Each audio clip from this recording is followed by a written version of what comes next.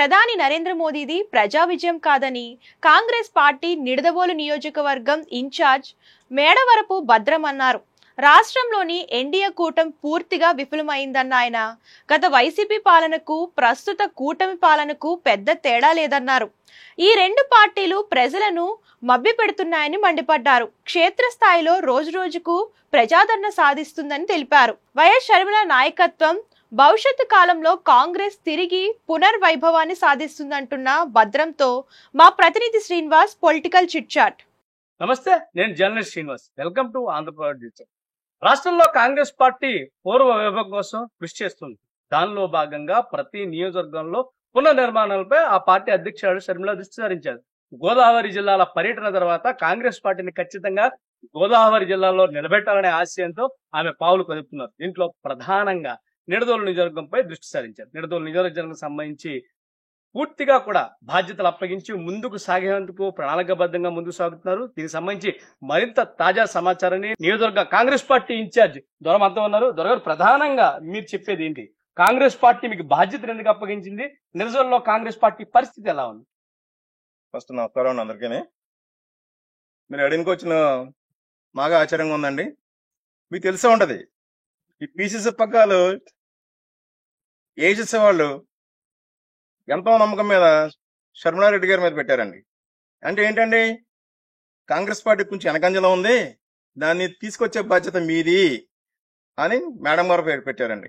అనుకున్నదే తరువుగా మీరు చూసే ఉంటారు. ఈ మధ్యకాలంలో 2487 కిలోమీటర్లు ఆవిడ సుడిగాలి యాత్ర కూడా చేశారండి. చేసిన తర్వాత స్పందన ఎలా ఉందో మీరు చూసుంటారు, మీడియాలో కూడా వచ్చేసింది. ఎక్కడ చూసినా బ్రహ్మానందం పట్టారండి. అది ఎందుకు పెట్టారు అన్నది కూడా ప్రజలకు తెలిసిందండి. ఎందుకు పెట్టారు? వైసీపీ గవర్నమెంట్ వచ్చిందండి, చూశారు కదా. ఏదో మాటల్లోనే చెప్పారు, కాగితాల్లో చెప్పారు, కానీ పనులేం అవ్వలేదండి.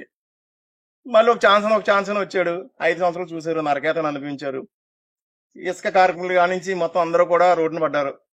ఏదో టైంకి బట్టన్ నొక్కుతా ఉన్నారు, కానీ బట్టన్ కూడా ఎక్కడండి, ఆదాయం లేకోకుండా ఎక్కడ అప్పులు వచ్చేసి కోట్లు తెచ్చేసి 1,00,000 కోట్లు 3,00,000 కోట్లు తెచ్చేసి ఎంతవరకు సాగుపంటారు మీరే చెప్పండి.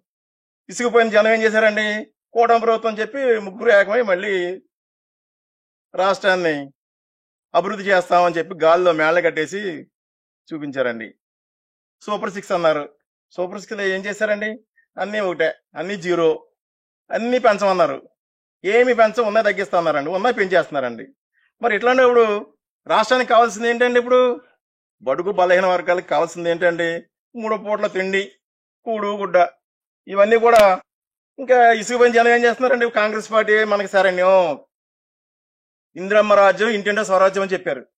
ఇప్పుడు లేదు కదండి. ఇప్పుడు మళ్ళీ ఇందిరమ్మ స్వరాజ్యం కోసమే కాంగ్రెస్ పార్టీకి బ్రహ్మరథం కడదామని చెప్పి ఏపీ ప్రజలందరూ కూడా చూస్తున్నారండి.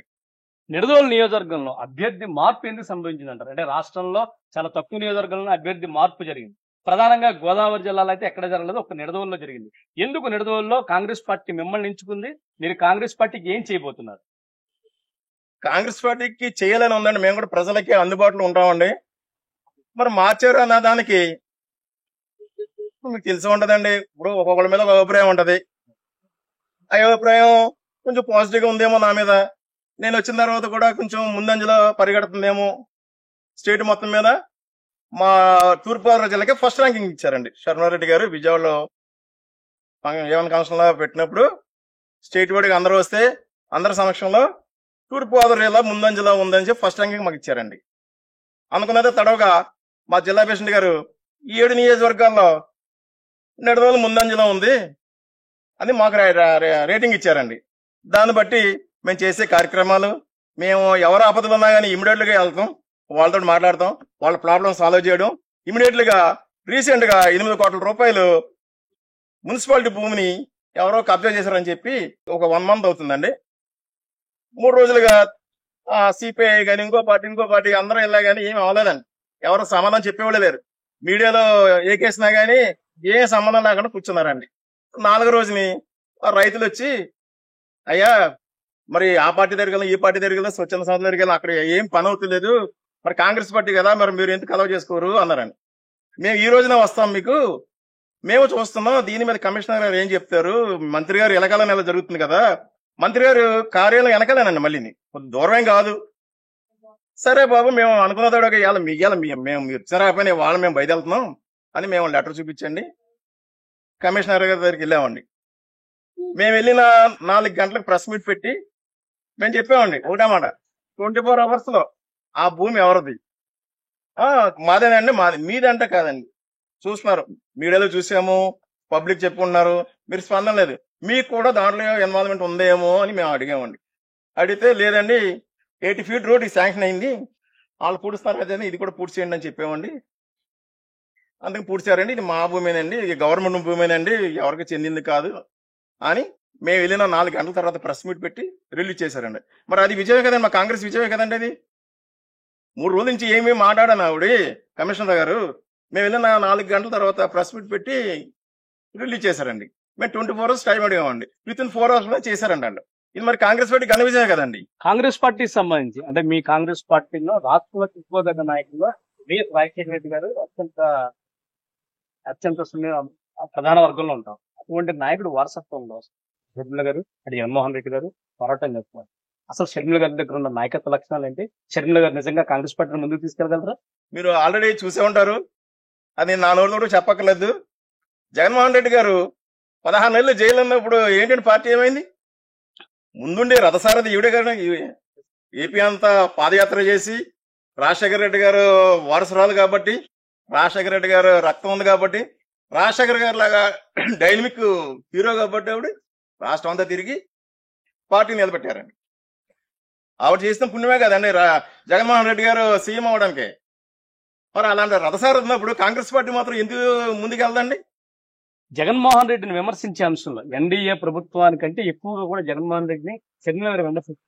కేవలం వ్యక్తిగత విమర్శలకే పరిమితం అయిపోయారు. పార్టీ నిర్మాణంలో గానీ ప్రజా సమస్యల పరిష్కారంలో గానీ ఎందుకు షర్మిల గారు ప్రధాన పాత్ర వహించడం లేదంటారు? ఇప్పుడు వ్యక్తిగత విమర్శలు అన్నాయి ప్రతి ఇంట్లో ఉంటాయి సార్.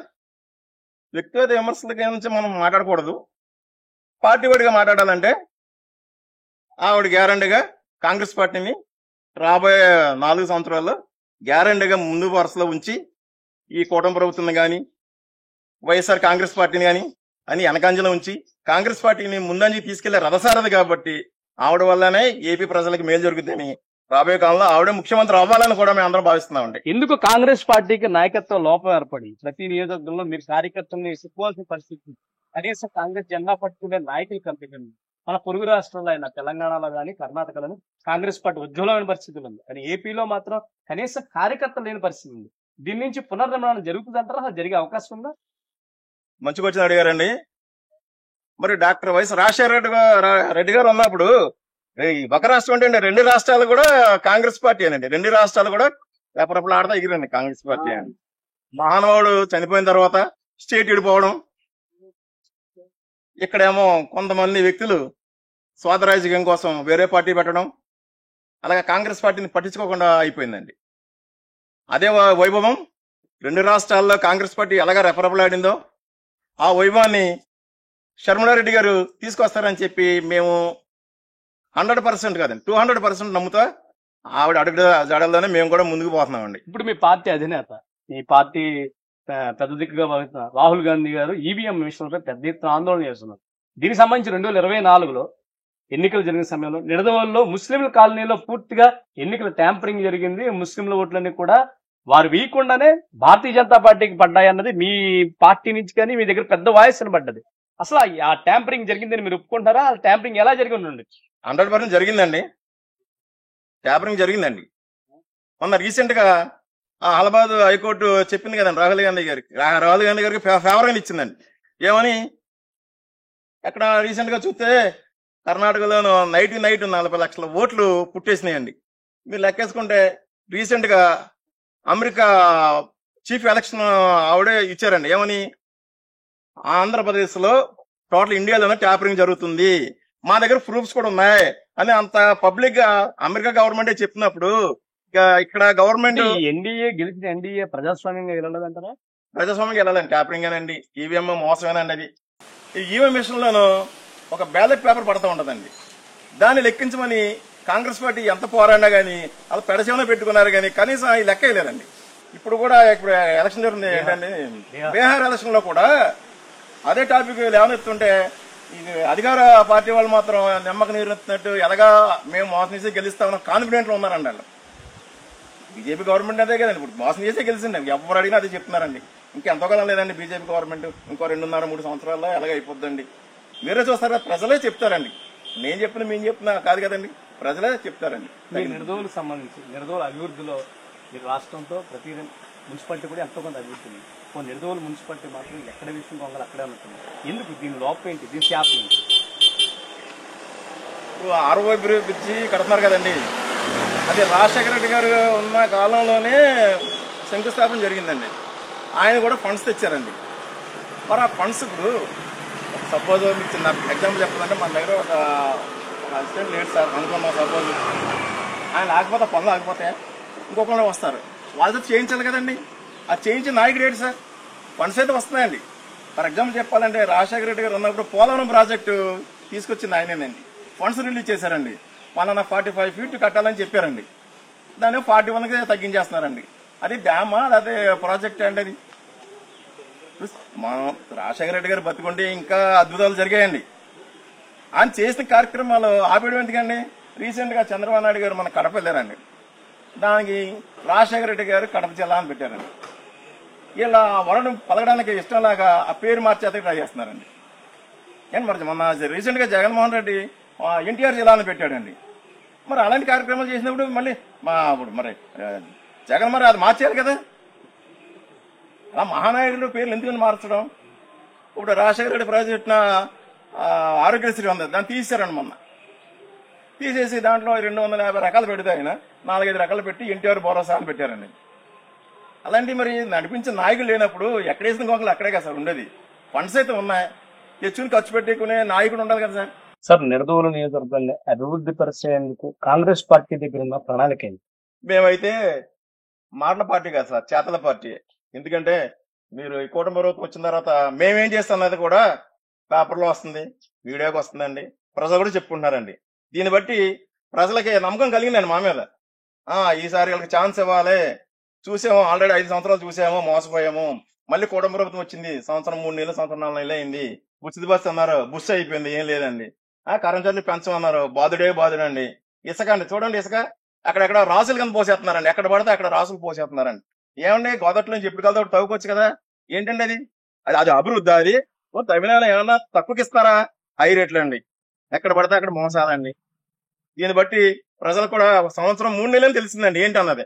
అందుకని మాకు బ్రహ్మరథం పడతారని, రేపు వచ్చే పంచాయతీల్లో కూడా మేము గ్యారంటీ విన్ అవుతామని, రాబోయే మున్సిపాలిటీ ఎలక్షన్ ఉందండి, దాంట్లో కూడా 100% మేము కాంగ్రెస్ పార్టీ విజయగీతం ఎగరేస్తామని చెప్పి మేము చెప్తున్నాం సార్. పవన్ కళ్యాణ్ మీరు చూసి ఉంటారు, మీ నియోజకవర్గం ప్రచారానికి వచ్చారు, వివిధ సభల్లో ఆయన మాట్లాడిన పవన్ కళ్యాణ్ ప్రభుత్వానికి ఎంతో కొంత ప్రభుత్వం వచ్చేందుకు దోహదపడ్డారు. ఇప్పుడు పవన్ కళ్యాణ్ సైలెంట్ అయితే ఎందుకు? గోదావరి జిల్లా వాసి అసలు ఏమంటారండి పవన్ కళ్యాణ్ ఎలా చూస్తారండి? సార్ పవన్ కళ్యాణ్ గారు ఆయన సినిమాలకే కరెక్ట్ అండి, రాజకీయానికి కరెక్ట్ కాదండి. ఎందుకంటే అది కూడా చెప్తా, ఏ అక్క చెల్లెళ్ళకి ఇబ్బంది అయినా నేను ముందుంటాను అన్న ఆయన వాలంటీర్లు తీశారు సార్. 2,70,000 మంది అండి వాలంటీర్స్. అలాగే జీతం అంతా 7,000, 8,000 బిలో 10,000 అండి. కూటమి గవర్నమెంట్ వచ్చాక అమ్మ నేను వచ్చిన తర్వాత నేను వాలంటీర్లకి 12,000, 13,000 చేస్తాను అన్న ఆయన సైలెంట్ అయిపోయి ఉన్న 2,70,000 ఉద్యోగాలు తీసేస్తామండి సార్. ఎవరైనా వెళ్తే ఒక 4-5 చెక్ పోస్టులు ఉంటాయండి లోపలికి వెళ్ళాలంటే. అదేనెవరండి వివిఐపీలకి ఇంటర్వ్యూ అండి లోపలికి.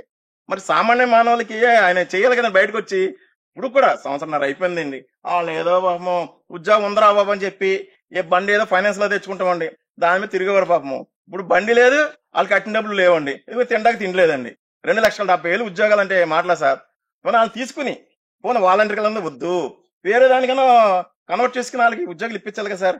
పవన్ కళ్యాణ్ గారు మరి ఎంత నమ్మకం మీద వీళ్ళు గెలిపించారండి, మరి ఆ నమ్మకాన్ని నేను నిలబెట్టింది సార్. ఆయన పవన్ కళ్యాణ్ మాట నమ్మే ఇక్కడ ప్రజలు అందులో దుర్గేష్ కోటేశ్వర ఆయన స్థానిక మంత్రిగా, కేబినెట్ లో మంత్రిగా ఉన్నారు. అయినా ఆయన స్థానికేతర అవడం వల్లే నియోజకవర్గంపై దృష్టి సారించట్లేదు, అరాకొరగా గాయారాంగా ఉన్నారనేది వాదన నిలబడుతుంది. కాంగ్రెస్ పార్టీ ఏమంటుంది దానికి సంబంధించి? సార్ ఆయన పొరుగురైనా ఇక్కడ ప్రజలు ఆదరించి గెలిపించారండి. గెలిపించిన ఆయన ఏం చేయాలి? మళ్ళీ కక్ష రాజకీయాలు ఎందుకు సార్? మళ్ళీని కక్ష రాజకీయాలు అంటే ఎంతవరకు అండి? అది ఎంతో మంది రాజకీయ నాయకులు వస్తున్నారు పోతున్నారు, వాళ్ళందరూ పేరుగా ఉన్న వాళ్ళు ఇప్పుడు ఉన్నారు. ఇప్పుడు ఇందిరాగాంధీ గారి మాట ఇప్పుడు కూడా వస్తుందండి, ఇందిరమ్మ రాజు ఇంటింట స్వరాజ్యం. అది లేదు, అది కావాలని ఇప్పుడు ప్రజలందరూ కూడా తిరుగుబాటు చేస్తారండి. దుర్గేష్ వ్యవహార శైలి ఎలా ఉందండి సార్? ఆయన మినిస్టర్ గారండి, ఆయన నచ్చిన వాళ్ళని పిలుస్తాడు, మాట్లాడుకుంటారు, వెళ్ళిపోతారు, అంతవరకే. కానీ ఇప్పుడు ఆయన దగ్గరికి కూడా పవర్స్ అయ్యి సార్, పవర్స్ అయ్యి ఇప్పుడు పవన్ కళ్యాణ్ డిప్యూటీ సీఎం గారు ఆయనకే పవర్స్ లేవు. ఆయన పవర్స్ ఉంటే వెంటనే ఆ 2,70,000 ఉద్యోగాలు ఇమీడియట్ గా ఇమ్మనండి. పాత ఉద్యోగాలే కదా, కొత్తగా క్రియేట్ చేసి ఇమ్మంటలేదు కదండి. టోటల్ గా ఇండియా వాడిగా చూసుకుంటే 13 లక్షల ఎంప్లాయీస్ తీసుకోవాలంటండి ఇప్పటికి. ఏదండి మనం చూసారు కదా. అలా సార్, ఒక మంత్రి నియోజకవర్గం అంటే అభివృద్ధిలో దూసుకుపోతూ ఉండాలి. అటువంటిది మీ నియోజకవర్గ పరిస్థితి చాలా ఘోరమైన పరిస్థితి ఉంది. ఎందుకో ఈ పరిస్థితి ఎందుకు వచ్చిందంట? అదే సార్, ఇప్పుడు ఇక్కడ జనసేన నెగ్గింది, టీడీపీ వాళ్ళు చేస్తే జనసేనగా పేరు వస్తుంది, వీళ్ళకి పేరు తీసుకురాలని ఈ తుమ్ముడ రాజకీయాలు ఉన్నాయి కదండి. వీళ్ళకి ఎన్నో రోజులు లేదు సార్, విడకలు అయిపోతున్నాయి వీళ్ళిద్దరికనే. అంటే రానున్న రోజుల్లో ఎలాగా మొన్న మహానాడు పెట్టినప్పుడే పవన్ కళ్యాణ్ గారు అర్థం చేసుకున్నారండి, ఏంటమ్మా అని. మర్రిచెట్టు కింద ఏ మొక్క పెరగదంటండి. అలాగా చంద్రబాబు నాయుడు గారి కింద పవన్ కళ్యాణ్ ఎంతకాలం ఉన్నా డిప్యూటీ సీఎం డమ్మి పోస్ట్ ఇస్తారు కానీ సీఎం పోస్ట్ ఎందుకు ఇస్తారండి? ఆయన కూడా వీళ్ళే ఉండాలని కోరుకుంటున్నారు కదా, 15 సంవత్సరాలు ఆయన కలిసి వెళ్తానంటారు ఆయన కూడా. అదే సార్, ఇప్పుడు చంద్రబాబు నాయుడు గారు సెంట్రల్ గా ఉన్నప్పుడు పవన్ కళ్యాణ్ గారు మీటింగ్ పెట్టి చాలా హడావిడి చేసిన అంత పవర్ఫుల్ డైలాగ్స్ ఇప్పుడు లేవండి. వాలంటీర్లు, ఫర్ ఎగ్జాంపుల్ వాలంటీర్లే కదా సార్. పవన్ కళ్యాణ్ గారు సనాతన ధర్మం గురించి మీరు అన్నారు, సనాతన ధర్మం గురించి పెద్ద ఎత్తున పోరాటం చేస్తారు. అసలు సనాతన ధర్మం గురించి గోదావరి జిల్లాలో ప్రజల అభిప్రాయం ఏంటండి? సార్ సనాతన ధర్మం అంటున్నారు, మరి ముస్లింస్ ఓట్లు ఎందుకు ఎంచుకున్నారండి? క్రిస్టియన్స్ ఓట్లు ఎందుకు ఎంచుకున్నారు? సనాతన ధర్మం అంటే హిందూ రాజ్యాంగం తీసుకొద్దామని చూస్తున్నారు కానీ మీకు క్రిస్టియన్ ఓట్లు ఎందుకు కావాలండి? అలాంటప్పుడు నాకు హిందూసే ఓట్లు వేయండి, క్రిస్టియన్స్ వేయద్దు, నాకు మైనారిటీస్ వేయద్దు, ముస్లిమ్స్ వద్దు అని చెప్పదు కదా సార్ మా మీటింగ్లకు వచ్చినప్పుడు. ఇప్పుడు సనాతనం ఇప్పుడు గుర్తొచ్చిందా సార్? సనాతనం ఏంటండి? సమాన పాలన. పోనీ ఏది ఎక్కడ చేసావు? తిరుమల లడ్డు అంత పెద్ద వివాదం చేస్తారండి. తిరుమల అంటే ఆంధ్రప్రదేశ్ కి చాలా పెద్దది, మనందరూ కూడా కలియుగ దైవం, మనందరూ ముఖ్య దేవుడు. అటువంటి దేవుడికి సంబంధించిన ప్రసాదం గురించి పెద్ద ఎత్తున రాజకీయం చేశారు కదా, ఆ అంశాన్ని ఎలా చూడొచ్చు? ఇప్పుడు ఏదన్నా ఇప్పుడు సూపర్ 6 పథకాలు పెట్టారు సార్ చంద్రబాబు నాయుడు గారు. ఇప్పుడు ఆ టాపిక్ మర్చిపోవాలంటే ఏదో కొత్త టాపిక్ డైవర్ట్ చేయాలా, జన మైండ్ ఆలోచన డైవర్ట్ చేయాలా. ఈ మైండ్ ని డైవర్ట్ చేసినప్పుడు ఏమవుతుందండి, ఈ సూపర్ 6 పథకాలు కొంతకాలం ఒక 6 నెలలు వెనకబడిపోతాయి. కాబట్టి తిరుపతి లడ్డు మీద ఒక 6 నెలలు గడిచిందండి. ఏం చేశారండి? మధ్యలో లేరు, అదే ఫాల్స్ కేసు, ఇది మనం పట్టించుకోకూడదు, మళ్ళీ మనం గవర్నమెంట్ మీద బ్యాడ్ వస్తుందని చెప్పి మధ్యలో వదిలేశారండి. మరి అంత గట్టిగా పట్టుకున్న ఆయన దాని మీద ఆ కేసు క్లోజ్ చేసేయాలి కదండి. ఏమీ లేదు కాబట్టి చేయలేకపోయారండి. కాంగ్రెస్ పార్టీ తూర్పు గోదావరి జిల్లాలో పరిస్థితి ఎలా ఉంది, ఏ పరిస్థితి నుంచి ఏ పరిస్థితికి వచ్చింది? తూర్పుగోదావరి జిల్లాలో సార్ ఐసీలో ఉన్న పేషెంట్ ఎలా ఉన్నాడో అది ఉండదు సార్ ఒకప్పుడు. ఇప్పుడు బెడ్ మీదకి వచ్చేసిందండి పార్టీ. మొన్న నుంచి రోడ్డు మీద పరిగెట్టేస్తున్నాడండి. దాన్ని బట్టి ఎంత దూసుకుపోతుందో మీరు అర్థం చేసుకోవాలి. ఎందుకంటే రీసెంట్ గా కూడా శరవణం గారు 2487 కిలోమీటర్లు సుడిగాలి పర్యటన చేశారండి. ఎక్కడికి వెళ్ళినా బ్రహ్మరథమే, ఎక్కడికి వెళ్ళినా ఏ కాన్స్టిట్యూన్సీకి వెళ్ళినా జెండాలు రెపరెపలు. దాన్ని బట్టి జనం ఫాలోయింగ్ అండి. మరి అంత ఫాలోయింగ్ ఉన్న పార్టీకి జనం మమ్మల్ని కోరుకుంటారని చెప్పి మేము 100% నమ్ముతున్నాం సార్. ఎలా సార్ రేపు పొద్దున్న రాబోయంటే పార్టీ ఎదుగుదలకు సంబంధించి జాయినింగ్స్ కానీ, యువతను జాయిన్ చేసే కార్యక్రమాలు కానీ, ప్రజలకు దగ్గర అయ్యేందుకు కాంగ్రెస్ పార్టీ ఎటువంటి ఎజెండా నిలిచింది? జాయినింగ్ ఆల్రెడీ మాకు స్టార్ట్ అయిపోయినాయి సార్. 100 మంది వస్తున్నారు. ఏ పల్లెటూరు వెళ్ళినా కానీ మాకు సూపర్ 6 వీళ్ళు అలగబెట్టారో మాకు ఏఐసిసి నుంచి 7 బుల్లెట్ పాయింట్లు పంపించారండి. అంటే ఏంటి, కాంగ్రెస్ పార్టీ ఉన్నప్పుడు ఎలాగుంది ప్రజలకి, ఈ తర్వాత 2-3 పార్టీలు వచ్చి ఏమి ఎలగబెట్టినాయి అని మేము ఒక బుల్లెట్ పాయింట్లు పంపిస్తే, ఇండియా వడిగానే పంపిస్తే మేము కూడా ఒక 10,000 పాంప్లెట్లు వేయించి మేము ప్రతి గ్రామానికి వెళ్తున్నామండి. బ్రహ్మరథం పడుతున్నారండి. కాంగ్రెస్ పార్టీ పూర్వవైపు మళ్ళీ వచ్చేస్తుంది. మా అందరికి మంచి రోజులు వస్తాయి. నిరుపేదలు కానించి మధ్య కుటుంబం వాళ్ళందరూ కూడా కాంగ్రెస్ పార్టీ తోటే మనగడని మేము తెలియపరుస్తాం సార్. అలాగే రాబోయే రోజుల్లో రాహుల్ గాంధీ గారు ప్రధానమంత్రి 100% ఖాయం. ఆయన ఆలోచనలు ఈ యువతకి ఉపాధి. ఇప్పుడు మీరు చూశారు మొన్న లోకేష్ గారు, టీజీ భరత్ గారు వీళ్ళందరూ ఎక్కడ విదేశాలు వెళ్ళి మాకు ఇండస్ట్రీస్ కావాలి, మాకు పవర్ ప్లాంట్లు కావాలి, యువతకి ఉపాధి కావాలని చెప్పి అక్కడికి వెళ్ళి అడుగుతామండి సార్. మన దగ్గర కట్టే గట్స్ ఉంటే వాళ్ళు వచ్చి మన దగ్గర పెట్టుబడులు పెడతారు. ఫర్ ఎగ్జాంపుల్ చుట్టుపక్కల ఇక్కడ కేఎస్సీ ఫ్యాక్టరీ ఉంది సార్, దీని మీద 100 మంది బతికారు, అది మూసేది. అక్కడ విద్యాసరం పవర్ ప్లాంట్ ఉందండి, అది రన్నింగ్ ప్లాంట్. దాంట్లో టీజీ భరత్ అన్న ఆయన ఇండస్ట్రీ శాఖ మంత్రి అండి, ఆయన భారీ పరిశ్రమ శాఖ మంత్రి అండి. ఆయన ప్లాంట్లో మూసేసుకున్నాడు. అలాంటి దాని ప్లాంట్లు కావాలని చెప్పి, ఇండస్ట్రీస్ కావాలని చెప్పి విదేశాలు వెళ్తున్నాడండి. ఉన్నదా కూడా సరిపెట్టుకోలేకపోతున్నాడు. ఎక్కడికి వెళ్తే ఎవరు ఇచ్చేస్తారు, ఏం చూసి ఇచ్చేస్తారు సార్? అందుకని కాంగ్రెస్ పార్టీ మీద నమ్మకం ఉంది కాబట్టి జనానికి కాంగ్రెస్ పార్టీ అధికారంలోకి వచ్చిన వెంటనే యువతకి ఉపాధి వస్తుందండి. మిలిటరీ చూడండి సార్, మొన్న మిలిటరీలో 1,80,000 ఉద్యోగాలు ఖాళీ ఉన్నాయంటండి. మరి నిరంతరం వాళ్ళు కష్టపడే వాళ్ళు అవి కూడా తీయలేకపోతే ఇంకెందుకు సార్? అంత భారీ రక్షణ శాఖ అని చెప్తున్నారు. 1,80,000 ఉద్యోగాలు ఇంకా తీయాలంటండి దాంట్లో. మన సింధూరు విజయంలో రైఫిల్ యుద్ధవిమానాలు చాలా ఉపయోగపడ్డాయండి. అవి ఎక్కడేయండి? ఇందిరాగాంధీ, రాజీవ్ గాంధీ గారి టైంలో కొన్నాయండి. అవి కొన్నాటిని అక్కడ స్కామ్ జరిగింది, అవి జరిగింది, ఈ జరిగింది చెప్పి కొట్టారండి. ఇప్పుడు ఏమైందండి? అయ్యే ఆధారం అయింది మనకి.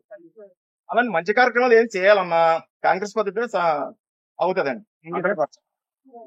ఇందిరమ్మ రాజ్యం, ఇంటింట స్వరాజ్యం అనే నినాదంతో కాంగ్రెస్ పార్టీ ఆంధ్రప్రదేశ్ లో దూసుకుపోతుంది. షర్మిల నాయకత్వంలో ప్రతి గ్రామాల్లో కూడా కాంగ్రెస్ పార్టీ జెండా రెపరెపలాడే సమయం ఆసన్నమవుతుంది. పూర్తిగా కూడా నిడదవోలు నియోజకవర్గంలో పూర్తిగా కూడా కాంగ్రెస్ పార్టీ కంచుకోటగా మారే అవకాశాలు చాలా పుష్కలంగా కనపడుతున్నాయి. గోదావరి జిల్లాల ప్రజల్లో మార్పు కనిపించింది. ఆ మార్పు ఖచ్చితంగా కాంగ్రెస్ పార్టీకి అనుకూలంగా ఉండే అవకాశాలు చాలా పుష్కలంగా కనబడుతున్నాయని భద్రం దూరం మనతో చెప్తున్నారు. ఇది ప్రస్తుతం తూర్పు గోదావరి జిల్లాలోని రాజకీయ పరిస్థితి.